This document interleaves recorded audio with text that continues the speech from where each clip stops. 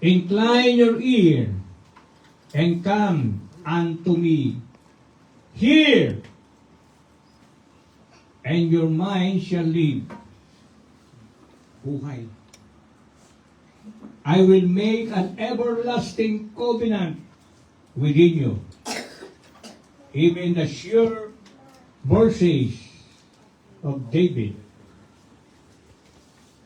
Okay. Si David ay maging ehemplo sana ng ating buhay. Amen. Ang title ng ating pong mensahe ngayong umagang ito, An Invitation of God to All Men. Oh, ang imbitasyon ng Diyos sa lahat ng tao. Lahat ng tao. Wala pong matangkad, walang matanda, walang mahirap, walang mayaman, walang may sakit, walang naghihirap, lahat ay tinatawagan ng Diyos. And delight yourself. Magbibigay siya ng magandang kaloob sa atin. Nasubukan na ba ninyong maimbita? Ito po ay imbitasyon ng langit sa atin. At yung pag-iimbita na yan, meron silang purpose sa'yo bakit ka imbita. Amen. Ibig sabihin, ikaw ay katangi-tangi. Amen. Amen. Ikaw ay pinili bakit ka inimbita. Ikaw ay mayroong tatanggapin na biyaya. Tatanggapin na biyaya. Amen. Okay? Ano man ang antas ng iyong buhay, ay ipagkakaloob sa atin yung kulang sa ating buhay. Amen. Okay? Naimbita ako dito sa mundo. Ang umimbita sa akin ng korte, ang Court of First Instance, na doon ay haharap ako sa mga mahistrado. Haharap ako sa hukom, haharap ako sa mga abogado, haharap ako ng mga tauhan doon sa hukuman.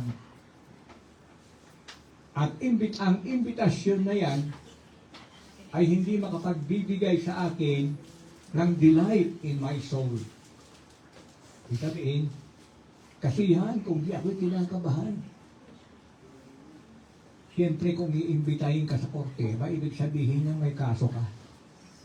Di ba? At nung ako'y dumalo sa korte, ako'y sinalang doon sa salang ng hukom. Yung pala, sasagutin ko ang isang bagay na hindi ko naman ginawa. Hindi ko ginawa. Na doon, sinagot ko yung mga tanong sa akin. Ako ay inakusahan na nagkasal ako ng tao na wala naman akong ikinakasal. Ikitinuturo nila ako na ako nagkasal sa kanila. At ipresenta nila sa akin ang mga ebidensya na ako nga yun nagkasal. Ang ebidensya, yung aking lisensya, nandun. No? Pinirmahan ko raw. At may mga testigo. May mga testigo sila. At doon ay pinatunayan ko na hindi ako yung kasal. Sabi ko, Senyor Juez, hindi po ako nagkasal niyan. Naalaala ko po yung mga ikinasal ko sa lugar na ito. Wala po ako kinakasal na ganyang pangalan. Sa makatuwid, yung taong umakusa sa akin ay yung mga ikinasal ko. Bakit sila nga ikasal na wala naman pruweba? na ako yun. Sapagkat ang pirma doon, iba. No? Sa makapit, pineke yung pirma ko. Pineke yung lisensya ko. Pineke yung mga testigo. Doon, nagpresenta sila ng mga ebidensya. Inibita nila ang PSA. PSA. Yung PSA yung nagpapatunay na nandoon yung kinasal ko na i-rehistro sa kanila. Umimpita sila ng pulis. At inexamine yung pirma ko, inexamine yung pirma nung nagkasal, inexamine yung date. Eh yung date na yon, bawal magkasal. Bakit ka mo? Lockdown. Diba? Hindi ka pwedeng lumabas. Pineke nila pero hindi magandang pagkapeke.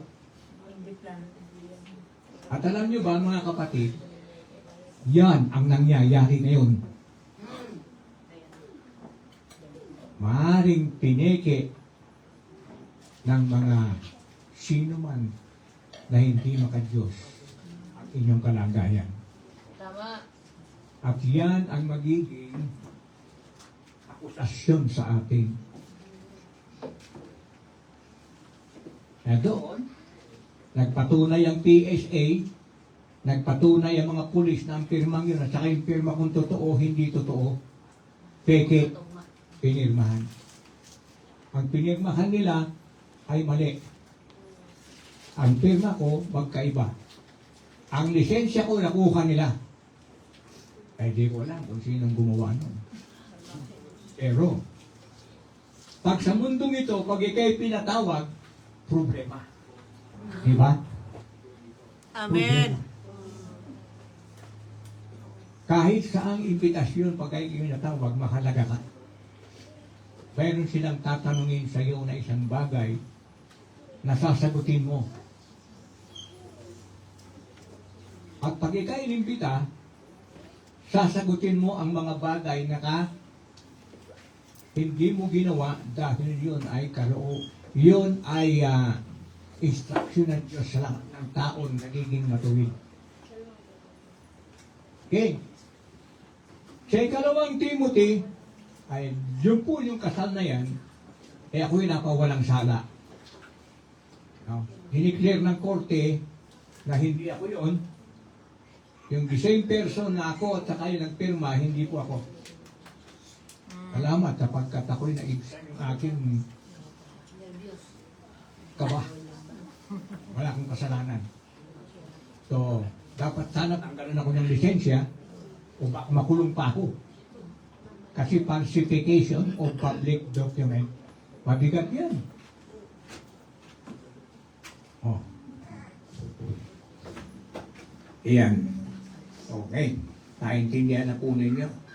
Sana walang ugong, kasi pag nandun ako habang nagsasalita, may ugong, hindi ko maintindihan eh. Dapat po ito maintindihan natin. Amen. Itong mensaheng ito sa atin ng ating Diyos. Na doon, tuloy. Tuloy ang aking profesyon bilang pastor. Hindi ako natanggalan ng lisensya. Praise the Lord. Hindi ako mananagot sa batas. No? Hindi na ako kakabahan. Ako ngayon ay panatag na. At yan ang gusto ng Diyos sa atin. Amen. Yan ang gusto sa atin na maging mapanatag tayo. Na tayo ay inimbita. Kasama sa mga inimbita na hindi lang tayo marami ang iniimbita. At kung bakit hindi tayo napapanatag sa ating buhay, ay dahil sa hindi tayo sumunod sa gusto ng kapalaran. Alam mo, ang kapalaran natin, maganda ang kapalaran natin sa Panginoon. Amen. At pag nakita mo na magandang iyong kapalaran, panatag ang iyong kalooban. That's right. Okay. 2 Timothy chapter 3 verse 16 to 17, sabi niya, darito ang tubig kayong mga nauuhaw. Ito, ang lahat ng kasulatan ay kinasihan ng Diyos. Ibig sabihin, binigay ng Diyos sa atin. Yan ang ebidensya. No? Na tayo ay tinawag ng Diyos. At pakikinabangan sa pagtuturo ng katotohanan. Pag sinunod mo ang katotohanan, wala kang guilty conscience. Ibig sabihin, yung konsensya mo. Sa pagsaway sa kamalian. Kung gumagawa ka ng kamalian, hindi ka mapanatag. Palagi kang nagsususpeksya. Palagi kang natatakot. Sa pagsaway sa kamalian, sa pagtutuwid sa likong gawain. Yung mga gawain natin na liko eh. Sa pagtutuwid sa likong gawain, sa pagsasanay para matuwid na pamumuhay. Ayun. Yung pag sinabi pagsasanay, sundin mo yung sinabi ng Diyos sa atin. Yung po nagsasanay tayo dahil sinusunod natin yung palatuntunan ng Diyos sa ating buhay. At kayo ay nandito dahil sa palatuntunan ng Diyos sa buhay natin. May palatuntunan siya sa ating buhay. Okay.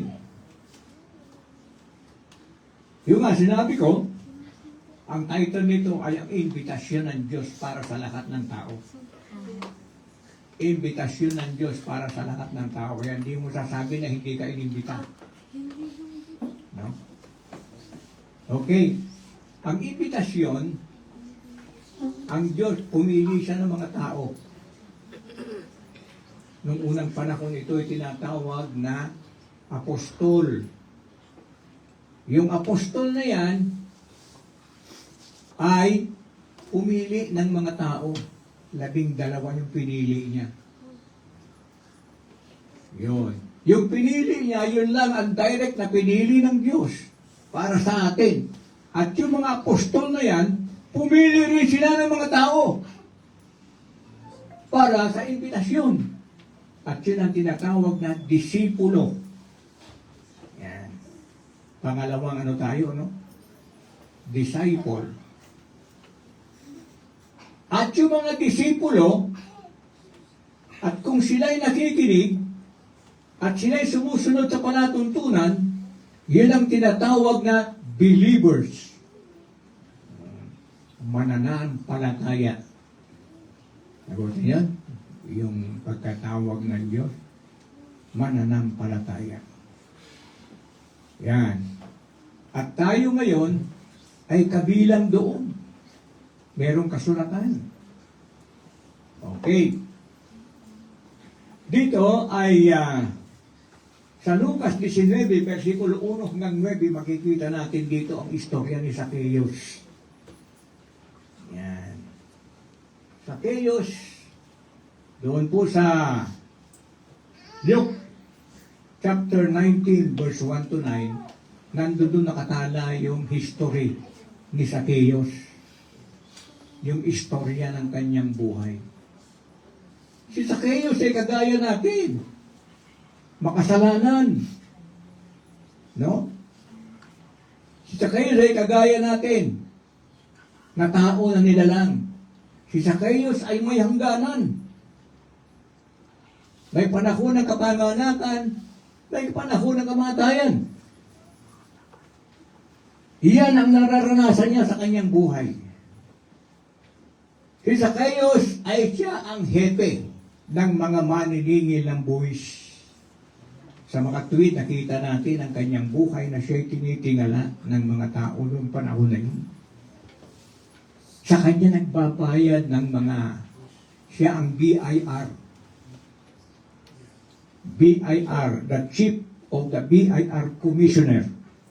Yan. Siya ang hepe. Siya ang pinakamataas. Ayan. Siya yung asawa ni Vilma.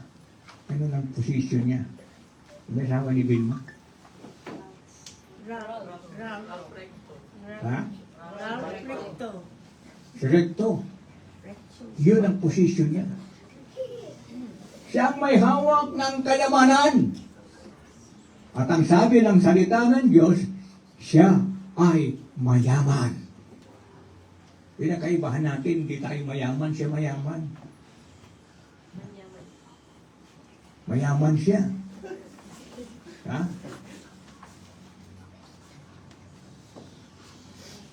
Dapat sana'y kontento na siya sa buhay. Diba? Dapat sana palagi siyang magpasalamat sa Diyos. Kasi kontento siya sa buhay. Pero hindi. Mga kapatid. So, ang magkaroon ng buhay dito sa lupa, yun ang pangarap ng tao dito sa lupa. Yun ang pangarap ng bawat tao na kulang sa kayamanan. Tinitignan nila yung kalagayan ng tao na akala nila yun ay pinagpala ng Diyos. Pero meron palang kayamanan na ito pa rin kapapahamak mo. So, pangarap ng bawat tao yan, no? Si Zacchaeus ay magandang tirahan.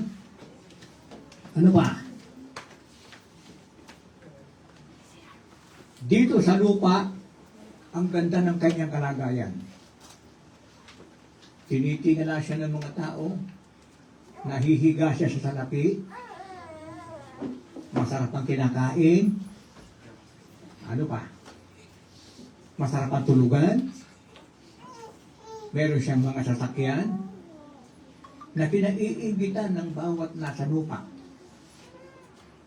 Yan po ang tingnan natin, no? Nakakaingit yung ganong klaseng tao. Sasabihin natin na siya ay sinuswerte. Sinuswerte. Maswerte yung taong yan, yan ang buhay niya. Nakapag-aral, umahawak ng pera, ano pa wala nang mahihiling pa sa kanyang buhay dito sa lupa. Okay. Sa kanyang kalagayan niya sa temporal na buhay. That is only a temporal, as I have said, na sa ilalim ng lupa, dito sa lupa, kung tayong manitirahan, may mga panahon at oras tayo ditong gugugulin. That's right. No? May oras tayo para mabuhay, may oras tayo para mamatay. Ibig sabihin, may hangganan yung buhay natin. Amen. Ayun. Yun ang isa sa mga natutunan niya. Okay. Kanyang kalagayan, temporal sa buhay na ito, ay mayroon siyang hindi maipaliwanag. Mayroon siyang hindi maipaliwanag na kulang sa kanyang buhay samantalang siya'y nananagana. Siya'y sikat. Siya'y tinitingala ng mga tao. Siya ay walang problema sa mundong ito. Ito, mahirap, no? Pag walang problema sa mundong ito, hindi mo na maalala ang Diyos, eh. That's right. Tama. Sa kanyang katao ay mayroong, tandaan, ang ganitong klaseng tao ay mayroong isang sangkap na kulang sa buhay ng tao. Yung pakiramdam na sentido. Sentido. Ano yung sentido? Ano ba yung sentido ng laman? Sense of sight, sense of hearing, sense of taste, Touch. sense of touch. Ano pa? Ito lahat, kumpleto siya eh. Mayroon siyang sentido ng konsensya. Yun. Consider. Konsensya. Guilty conscience. Although na namumuhay siya ng kagandahan din sa lupa, pero mayroon ang kulang sa kanyang buhay. Ayun ay kailangan niyang makamtan. May kulang sa buhay niya. Kapatid, mayaman ka man o mahirap ka man o ano man ang iyong kalagayan, may kulang. O hindi ka tumugon sa panawagan. Ito ang dahilan bakit tumatawag ang Diyos sa lahat ng tao. Sapagkat may kulang. Yan po si Zacchaeus. So, guilty conscience. Hindi sapat ang kanyang relihiyon. Bakit may relihiyon naman siya? Ang relihiyon ng mga Hudyo, very strict.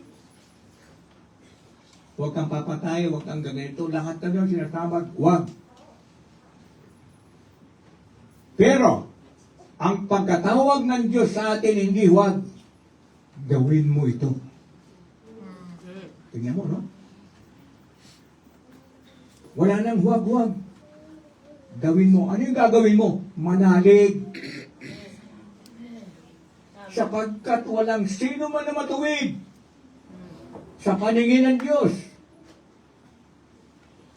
Ang magiging matuwid lamang ay ang mananalig. At kung ikaw ay inimbita ng Diyos, ito yung mga iba inimbita para magkaroon ng regalo. Magre-regalo kapag inimbita ka kasal, ano man, linyag o ano. Kasi invitation niya kasi hindi ka basta-basta tao. Kasi inimbita ka, mahalaga ka. Meron kang regalo na ibibigay. Pero ito, ano sabi niya? Hali kayo, kumain kayo, walang bayad. Bakit kayo nagkakaroon ng kabusugan na walang bayad? Lahat yan binabayaran dito sa lupa. Pero ang impitasyong ito ay ibang klase. Meron siyang regalo sa atin. Ano yung regalo niya sa atin? Number 1 is the robe of righteousness. Ano ba yung robe? Yung isusuot mo. Alisin mo yung kasuotan mo, isuot mo yung kasuotan niya, sapagkat ang kasuotan na ibibigay sa atin, buhay. Yung kasuotan na binibigay sa atin ng mundo, kamatayan yan. Tandaan mo yan, kapatid, ikaw ganyan ka. Bakit ka tumugon? Maari ngayon, hindi mo alam. Pero sa pagdaan ng panahon ay kayo natututo at ikay sumusunod, dito kayo magkaroon ng free conscience. Yung konsensya mo, wala na. Hindi ka natakot. Hindi ka na nag-aalinlangan. No? Hindi ka na nag-aatubili. Okay. You have a guilty conscience if you have not. Go to the implication of that. Na kailangan malaman mo ito. Na kailangan malaman ng bawat mananampalataya ang mga bagay na ito, mga kapatid. Kung sino ko ba? Mahalaga ka sa Panginoon. Amen. Bakit kanya inimbita? Right. Mapahalaga mo sa Panginoon. Kasi ayaw niya ng buhay mo ngayon. Gusto niya yung buhay na iaalok niya sa atin. Amen. Hallelujah. Ayan ang pagkaunawaan ninyo. Sana ganyan ang pagkaunawaan ninyo. At sa ating pagdalo, bibigyan tayo ng robe. Ano robe ba? Yung suot, kasuotan. Kasuotan na magiging matuwid ka na sa paningin ng Diyos, hindi sa paningin ng tao. Sapagkat sa Diyos lamang tayo mananagot. hindi sa tao. Tandaan natin yan. May panahon ng kapanganakan, may panahon ng paggugol ng buhay mo, may panahon ng kamatayan, at panahon ng paghuhukom. Yan. So sabi ko nga, di sapat ang kanyang reliyon. May sangkap na dapat niyang malasap upang maging kumpleto siya. Meron siya hinahanap na sangkap. Ano kaya yung sangkap na yun na hinahanap ko? At to tell you, hanggang ngayon, hinahanap pa yan ng mga Hudyo. Yung sangkap na yan, ayaw nilang tanggapin pa si Kristo.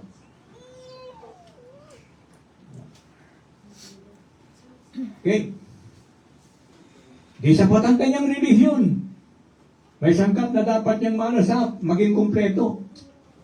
Sapagkat siya ay isang Hudyo, sa kanya ay binigay ang katutusan ng Diyos, sa kanila ay binigay, hindi sa atin, sa kanila. Kaya ang tawag doon, batas. Huwag mong gagawin ito. Ha? Pero sa atin, iba ay binigay. Ano yung pagsunod? Gawin mo ito.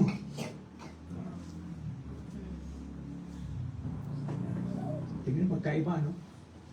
May bawal, sa atin hindi. Gawin mo na ito dahil matubig ka na. No? Gawin mo ito dahil matuwid ka. Tumugol lang sila sa panawagan. Yan po naging Kristiyano. Yan po yung mga naging disipulo at naging mga nampalataya. At tayo yan, mga kapatid. Sa loob ng bulwagan, lahat ng imbita nandoon. Sabi ng Panginoon sa kanyang mga disipulo, pumunta kayo sa lahat ng lugar. Sa mga lansangan, sa mga makipot na daan. Puntahan ninyo. Imbitahin niyo sila. God is inviting every man. At pasalamat tayo sa Diyos, isa tayo diyan sa tumugon. Amen. Mga kapatid. No? Yan dapat ang maisaisip natin. Magmula ngayon, hindi na ako kagaya ng dati. That's right. Iba na ang pananaw ko sa buhay. Hindi ako maging matuwid. Pero, sa paningin ng Diyos, ako'y matuwid. Ito, maganda ito. Pagka ikaw pala ay hindi matuwid, eh meron kang guilty conscience. Kapag kayo inibita ka para ng Panginoon, sasabihin niya matuwid ka na, lilinisin ka niya. Sino ba naglinis ng katawan mo? Sino naglinis ng buhay mo? Walang iba kundi ang Diyos. Amen. Hindi ako. Hindi ang magulang mo. Hindi ang gobyerno. Siya mismo, pag magsasabing ikaw ngayon ay pinawalang sala na. Tandaan mo yan, dapat nandyan sa isip natin ito.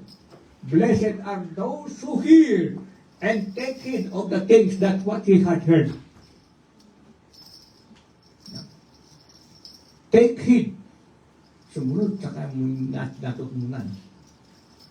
Yan. So,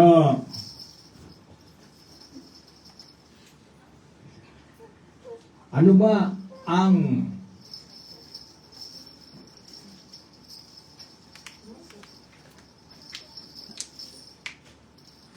siya pala ay nabubuhay sa panlalamang. Ayun ang buhay niya.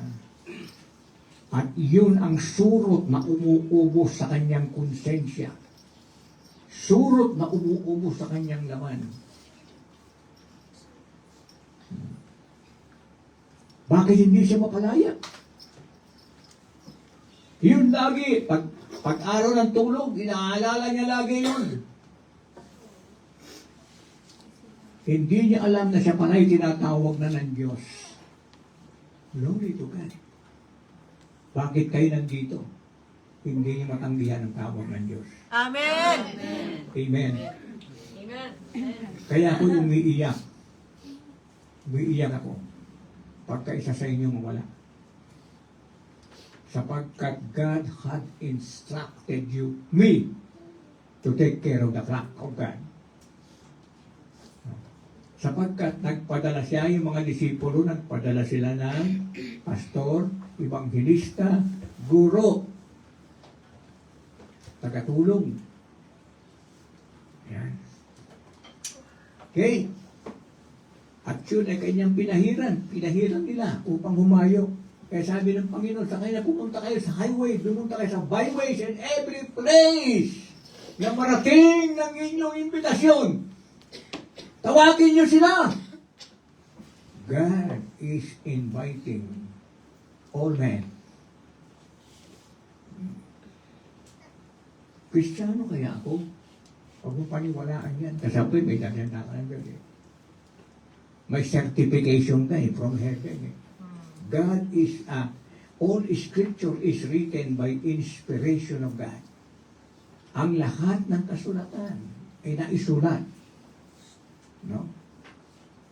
Sa kalooban ng Diyos. Inspired by God. At sinabi ko na kung anong bahagdan ng pagkatawag sa atin. Eh, hindi naman tayo apostol. No? Eh, hindi naman tayo mga disipulo. Tayo ay mananampalataya. Tayo ay naitawag dahil sa tayo ay tinawag ng mga disipulo. Ang disipulo na yan ay ang bawat isa na nag-iimbita. Nag-iimbita. Uy, tinatawag ka ng Diyos. Halika na. Sa bulwagan, nandoon yung iba't ibang klaseng tao na tinawag. Nagpaunlak sila. At nung makita na, Panginoon, nandiyan na po, tinawag namin, meron pong tinawag na hindi po sumunod. Ayaw po nila sapagkat may mga kanya-kanyang dahilan sila. Sige, sabi ng Panginoon, kung tayo, sa kung saan yan, punuin nyo yung aking bulwagan para magkaroon ako ng tao doon sa bulwagan. Ano yung bulwagan na yan? Kasalan. Yeah. Kumbira. Ano yung kumbira? Kainan. At doon sa kasalan, abay kung hindi pupunta sa kasalan, hindi ka pupunta roon, nakapambahay ka na. Sapagkat yung mga tao, inimbita nila, anong klaseng tao, hindi pa nagbihis. Pagdating sa loob ng bulwagan, bibigyan sila ng damit. Yun. Sa isa, the robe of righteousness. Damit na pagiging matuwid. Spiritual ito, hindi naman ito natural eh. Diba? At nung makita niya, meron doon nakaupo na hindi nakadamit. Pangkasalan. Bah, sabi na nag-imbita, nilapitan niya. Bakit po kayo narito? Ang niya.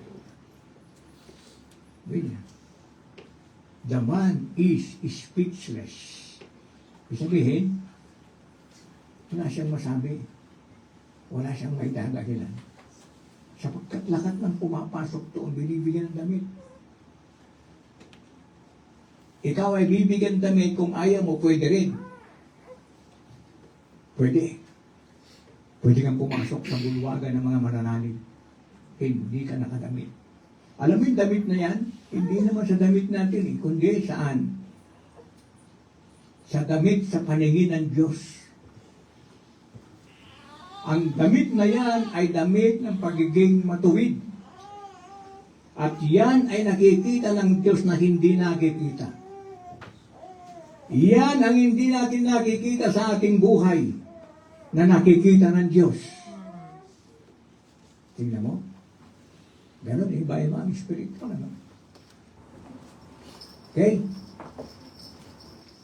So dito, makikita natin noong makarinig siya ng salita, maunawaan niya at gusto niyang sumunod. sapagkat yun ang kulang sa kanyang buhay. Kulang na kulang sa kanyang buhay kahit na gaano siya kayaman, kahit gaano siya nagtitimasa ng magandang buhay, may kulang.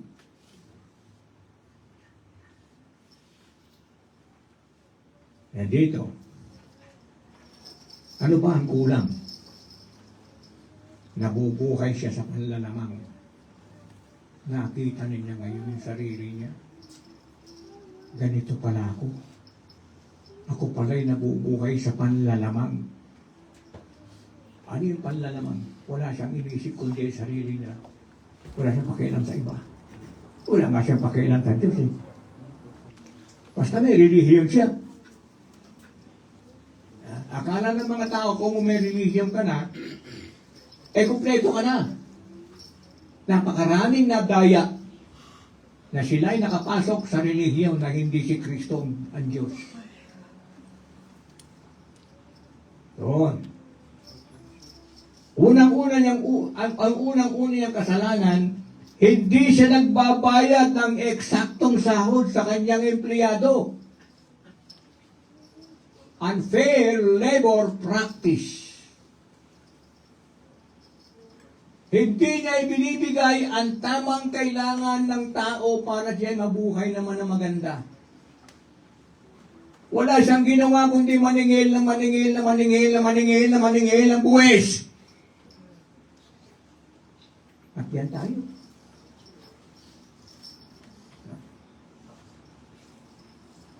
Hindi mo na tinitignan yung kanilang pangangailangan. Lagi kang lamang. Din ang buhay niya. Buhay ng panlamang. Nakita niya ngayon. Nandun siya. Ito pala ako. Kaya pala meron akong hinahanap, hindi maganda ang aking buhay.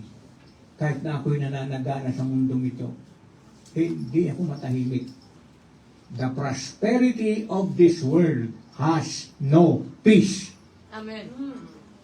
Lagi na. Ang kasaganan sa mundong ito ay walang katahimikan. Lagi. Walang kakontentuhan. That's right. Ha? Ang mabuhay sa mundong ito. Ha? Ano pang hanapin niya? Meron siyang pader na kumaharang sa kanyang buhay. Ano yung pader na yun? Kailangan niya gibain yung pader na yan. The wall of Jericho sa ating buhay. Kailangan mag-iba yan. Hindi mo kayang gibain yan. Napakatibay yan. Ang Diyos lang makakapagbigay niyan. Amen. No? Sabi niya, ikutin niyo yung Jericho. At sa huling araw na pag-ikot niya, 7 araw, ikutin niya ng 7 beses. At doon, pag naikot niyo ng 7 beses, bubuksan ng Jericho.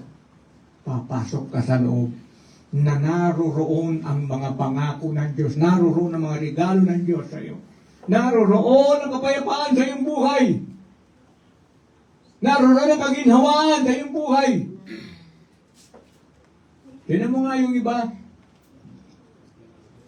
Hindi naman maginhawa ang buhay. Bakit matataba? Diba? Agoy. Kumakain ng kangkong, kumakain ng tuyo. Kumakain ng memorize saan?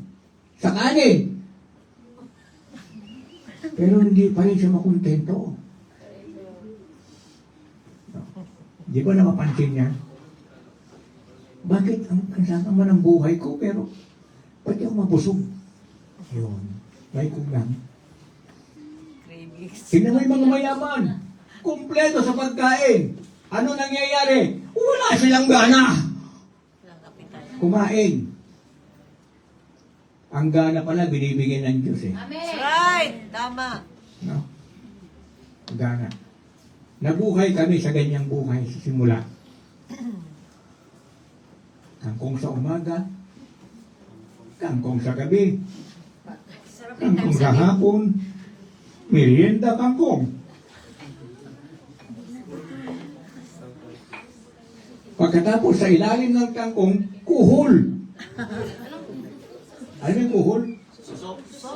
Suso yun. Sinisip-sip. Diba? Yun ang kuhol. Meron akong kasamang pastor noon eh. Sabi niya, pastor, di ka ba nagsasawa? Bakit? Puro kuhol at kangkong kinakain natin eh. Ano bang klaseng buhay to? Sabi niya. Kaya tignan mo yung mga miyembro natin. Puro kuhol ang kinakain. Yung mga nguso nila, ganun. Saka sisip-sip ng kuhol.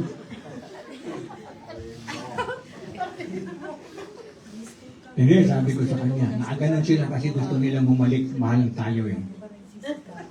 Bigyan mo ng katwiran. Bakit ka nakaganon? Gusto ng Diyos, halikan mo yung kapwa mo, mahalin mo. Ang halik, hindi lang naman sa sex yan eh. Sa pagmamahal. Halikan mo yung magulang mo. Halikan mo yung mahal mo sa buhay. Halikan mo yung mga anak mo. Ipakita mo na ikaw ay may damdamin ng pinalaya. Okay? So nakakatawa. Kaya lang, isang aral yun. Amen. Samantalang kami, kumakain kami lagi ng ganyan, wala naman kami sakit. Nakatira kami sa hindi komportabling buhay. Masarap ang tulog. Ha? Nakatira kami sa mga buhay ng aming mahal sa buhay. Ano pa kompleto ang aming buhay? Hindi pa na naibibigay ng pera ang buhay na maganda. Tandaan natin yan, mga kapatid. Kung ikaw ay nagtitiwala sa pera at hindi sa Diyos, ang pag-ibig ng Diyos ay wala sa iyo, sabi ng Right. 1 John chapter 5, verse 15. No? Ang pag-ibig ng Diyos ay wala sa iyo. Okay. Ano ang pader? Ano ang pader na humaharang sa kanila? Ano ang Jerichong pader nila na hindi pa nagiba sa kanilang buhay? Unang-una, pride. Matibay na pader yung pride. That's right. Diba? Yung iyong garbo. Yung posisyon sa lipunan. Diba? Pride. Diba? Religion. Yung, no? Yung religion at papahamak sa buhay ng tao yan eh. Sapagkat kung anong sasabihin ng ministro sa inyo, susundin nyo kahit na wala sa Biblia. Kasi blessed are those who read and understand what he reads. That's right. Kung ang yung nagtuturo sa iyo ay wala sa Biblia, tinuturo niya ay para sa kanyang karanasan lamang, ay hindi pwede yun. No? Religion. Ano pa? Diyos-Diyosan. Meron kang hindi mabitiwan. Ano yun? Yung Diyos-Diyosan na yan, yung nakasabihan ng mundo. Uy, paggabi, huwag ka basta-basta magtatapon. Kailangan na sabihin mo, tabi-tabi po. That is religion. Di ba? Oh. Pag mahal na araw, ano sasabihin mo? Huwag tayo kakain ng karne. Hindi pwede sa akin. Diba? Di ba totoo yan? That is religion. Anong sabi ng religion? Uy, bago ka manalangin, manguros ka muna. That is religion. Di ba?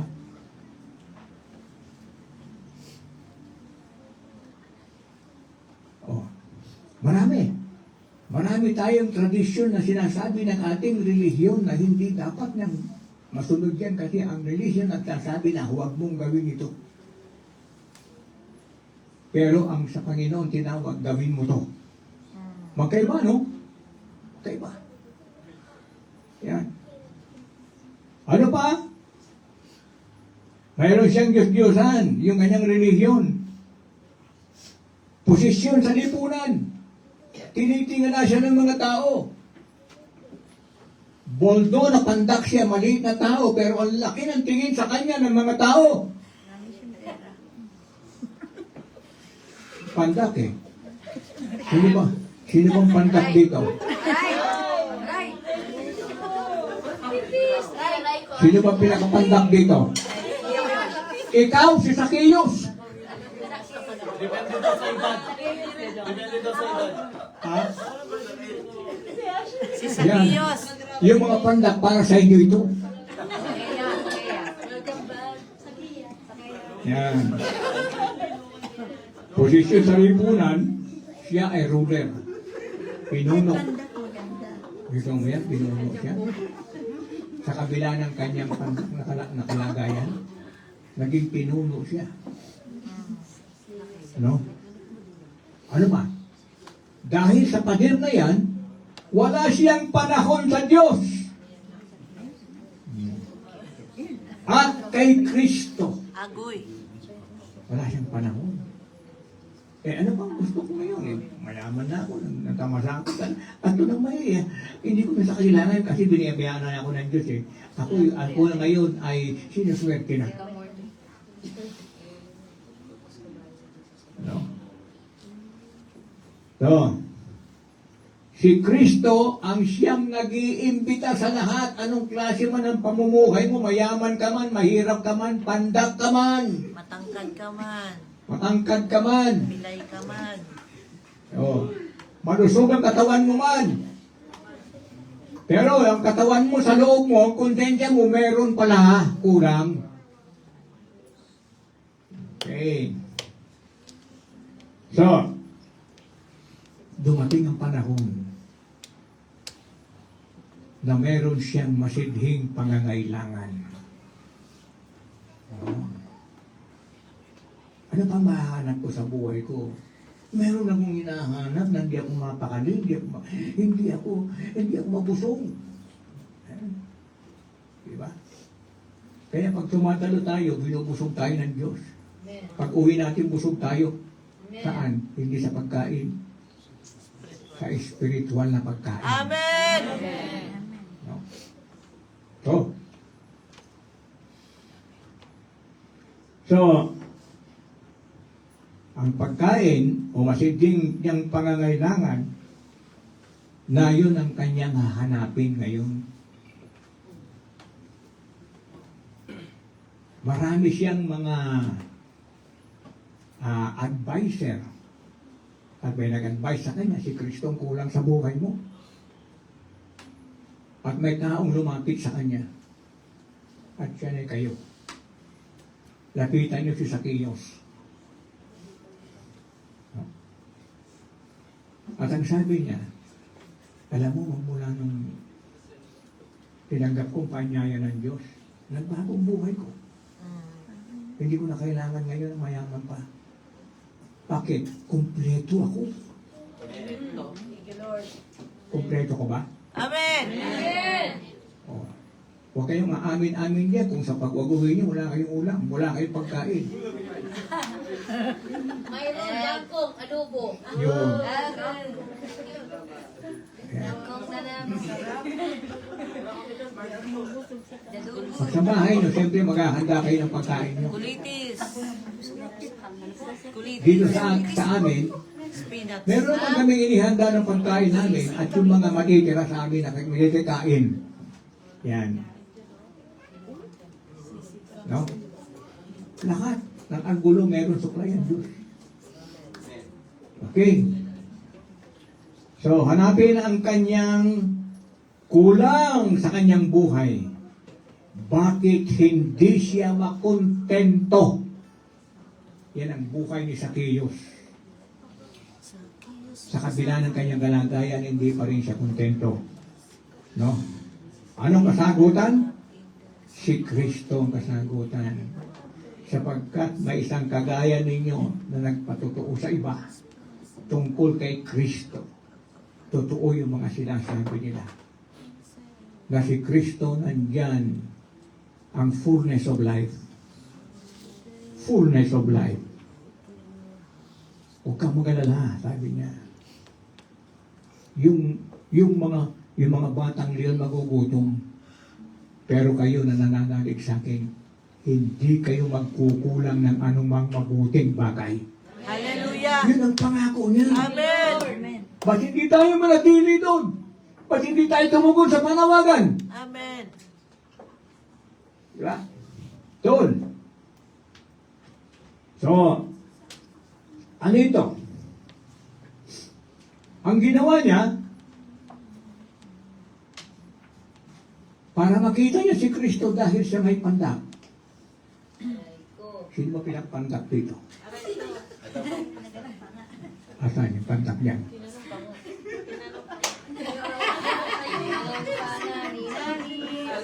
Ayan si Alvin. Kulang sa height. Mas maliit si Ashley. Oh, si Ashley. Yan. Mga kulang sa height. Sila ang mga sakeyos. Tandaan mo, ako pala si sakeyos. Yan. Dito, umakyat siya sa puno. Sapagkat hindi siya mapakali, kailangan ko makilala si Kristo sa buhay ko. Kailangan ko tanggapin siya. Kailangan ko ng ayuda ng Diyos sapagkat nabasa niya. Anong sabi niya doon sa Amos, Kapitulo 8, versikulo 11? Anong sabi niya? Amos 8. So, dito muna. Pinagpilitan niya makita si Jesus. Amos Sabi niya, narito ang mga araw ay darating. Ano yun? Ang mga araw ay dumarating. Dumating sa atin ang imbitasyon ito. Sabi ng, ano yun?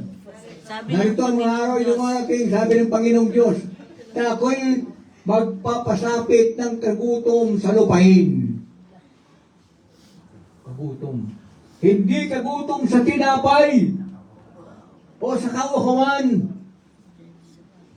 dahil sa tubig, kundi sa pagkain ng mga salita ng Panginoon. Yung palang kulang mo para hindi ka makontento. Bakit hindi ka makontento? Wala ka, kulang ka sa pangako ng Diyos. Kulang ka sa pagkain ng makalangit na pagkain na ibinibigay sa atin sapagkat sa langit wala nang kakain doon. Palagi tayong busog. No? Ang kakainin natin ay pagpupuri sa Diyos. Doon sa langit sapagkat wala nang kabusukan doon. Wala nang kagutuman pala eh. Lagi kang busog. Lagi kang malakas. Lagi kang masaya. Walang problema. Sapagkat sa mundo ito, puro problema. Diba? Tandaan mo yan, nakasusulat yan. In the world, you will have tribulation. John 66:66. But in me, you have all. You have life. And have it more abundantly. Magkaroon kayo ng buhay at masaganang buhay. Yan. So dito, sa Amos na ito ay dumating sa mga mananalig na nagpatotoo sa atin, ito ay isa si Amos. At kung kayo'y nagpapatotoo, ikaw ay espiritual na Amos. Dati, ikaw si Zacchaeus. Ngayon, ikaw na ngayon ay si Amos. Ano sabi niya? No? Darating ang panahon ng pag-uhaw, pagkautom. At yan ang papel natin.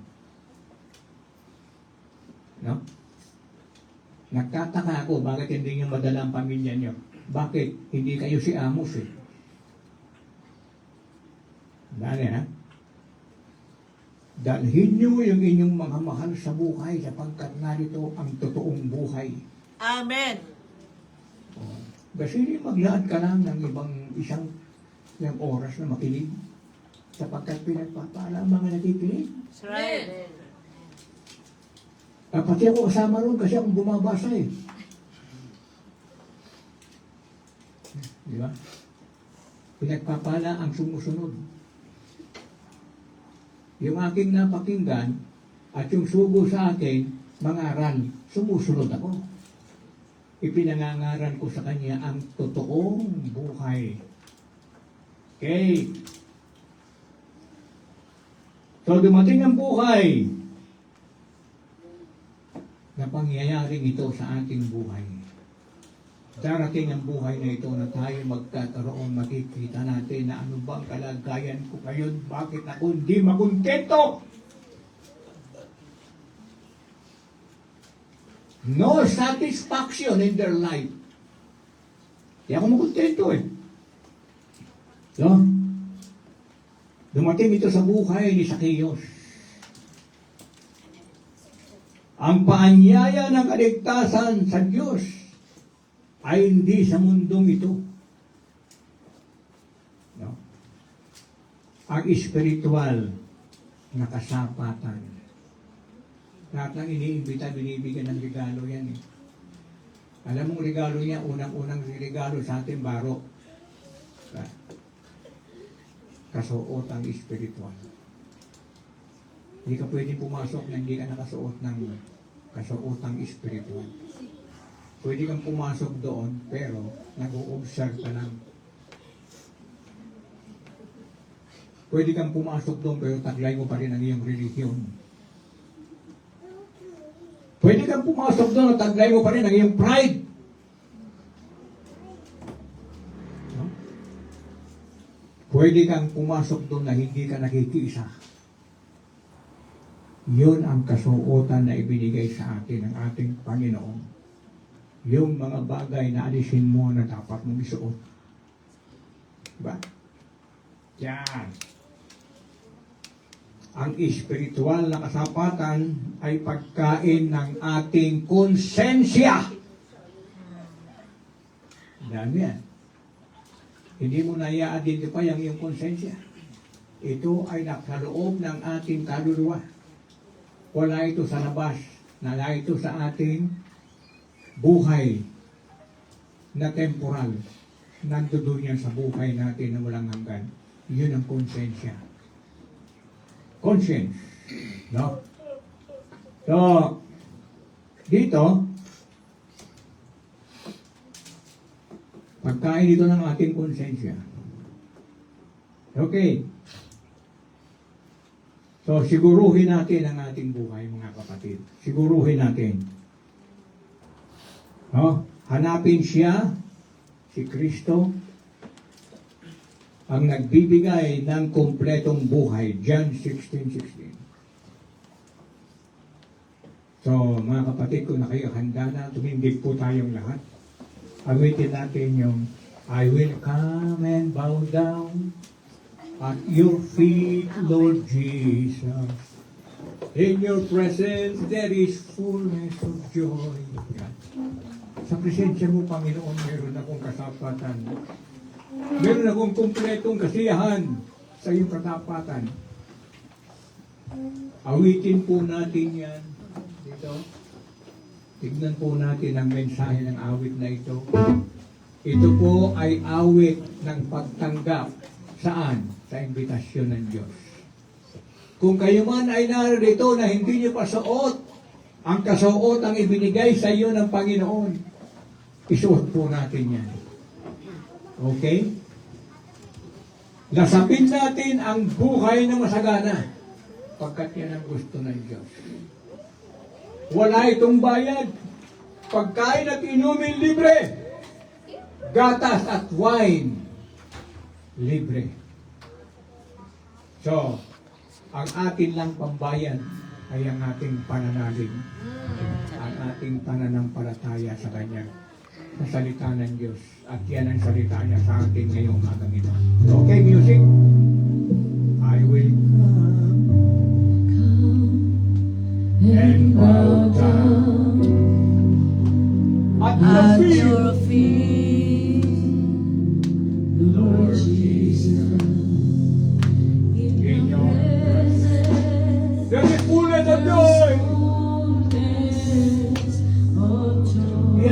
lang sa amin ang fullness of joy na yan.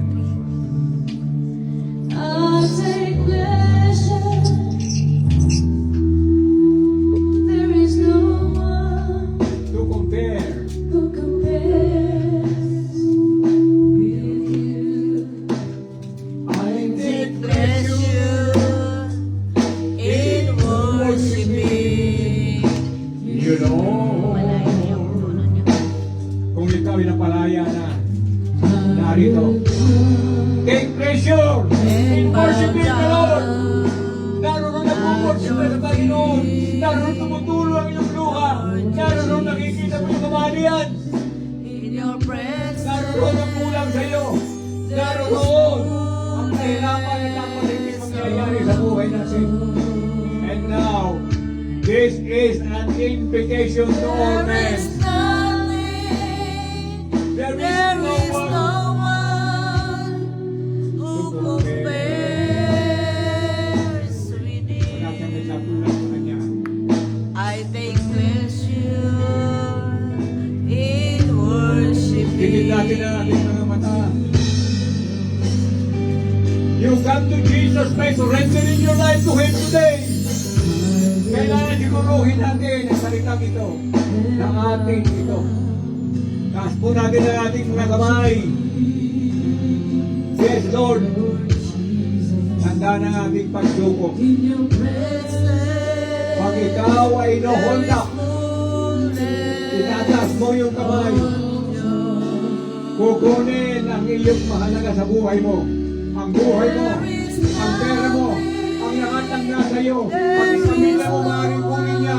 Ngunit sa Panginoon kung tayo'y sumusuko sa Kanya, kukunin niya ang iyong mga sakit, kukunin niya ang iyong mga kasalanan, kukunin niya lahat ang hindi maganda sa buhay mo. Kapatid, lumapit po tayo. Lord, narito ako tumutugon sa iyong panawagan. Ito ay panawagan mo sa amin, malinaw na malinaw. Holy Spirit, I need you. Yes, Lord. Come, Holy Spirit. Ibigay natin ang banal na Espiritu sa magbibigay sa atin ng kaloob. Kaloob upang magkaroon tayo ng masaganang buhay. Kaloob upang magkaroon tayo ng kompletong buhay. Kaloob upang managana tayo sa pangangailangan natin. And that is the work of the Holy Spirit in our life.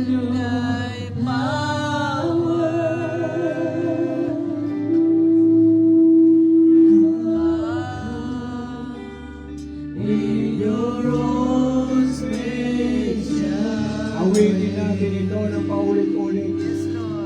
Accept the invitation. Holy Spirit, the Spirit of God. Yes, Lord. Yan ang kulang sa amin. Holy Spirit, I pray. Manalangin tayo na ipagdalaw sa atin ng Panginoon ang kanyang banal na Espiritu. Come with your strength and your power. In your own gentle way.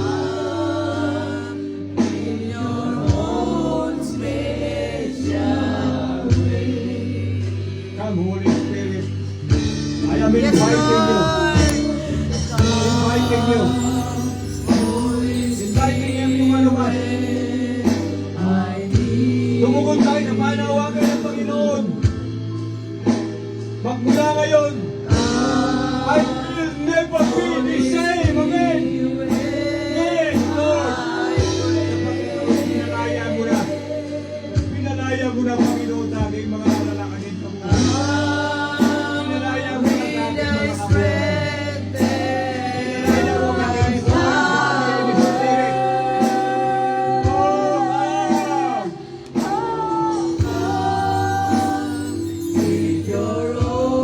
Spirit.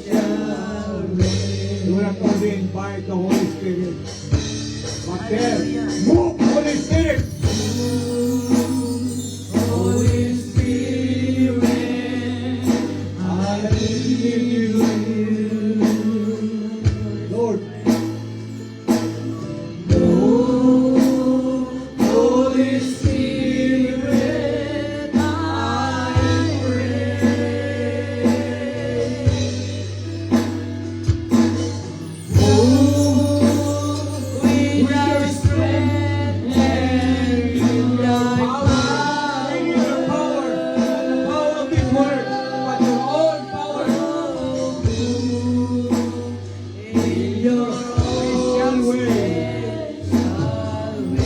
Holy Spirit.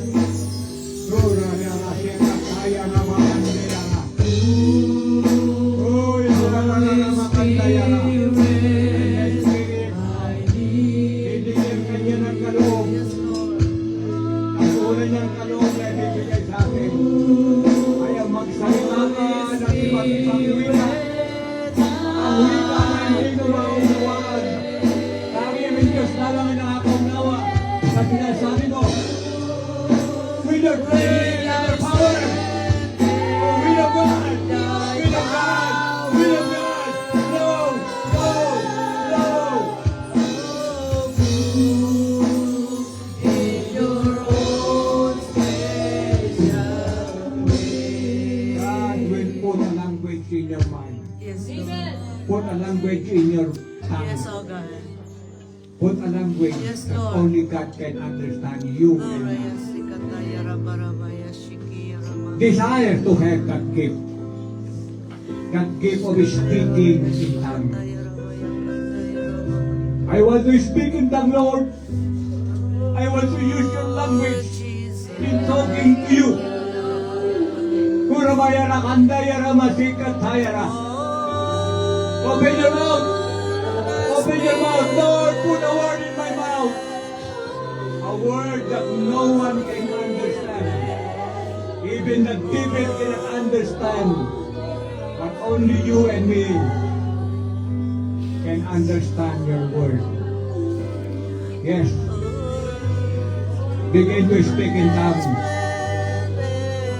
Begin to speak in tongues. In the name of Jesus. Receive. Receive this gift. hallelujah. You're speaking in tongues. Yes. Magsalita kayo mga kapatid ng iba't ibang wika. Say-sayin ninyo ang ibinigay na kaloob sa atin ng Panginoon. Speak in tongues.